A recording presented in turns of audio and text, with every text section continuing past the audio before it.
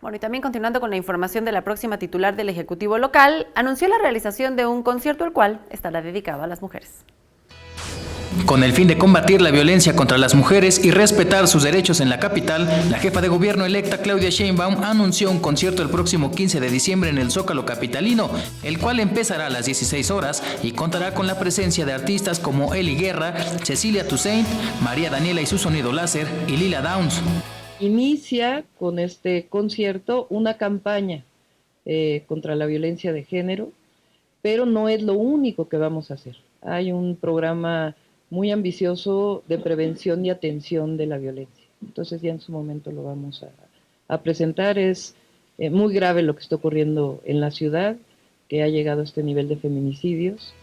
En la presentación de este concierto estuvo Alfonso Suárez del Real, próximo secretario de Cultura de la Ciudad de México, quien resaltó la importancia de actividades de difusión artística y cultural como esta.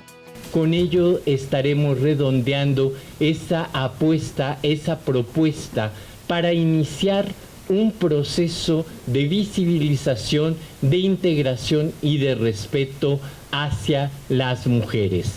En su oportunidad, Gabriela Rodríguez, próxima secretaria de las Mujeres, informó que el 15 de diciembre se mostrará cómo se ha trabajado en conjunto con el gabinete de Claudia Sheinbaum y aseguró que el arte es uno de los caminos más importantes y más efectivos para combatir la cultura del machismo, la violencia y la inseguridad en la que se vive en la Ciudad de México. Con imágenes de Alfredo Ponce, Héctor Mendoza, 21 Noticias.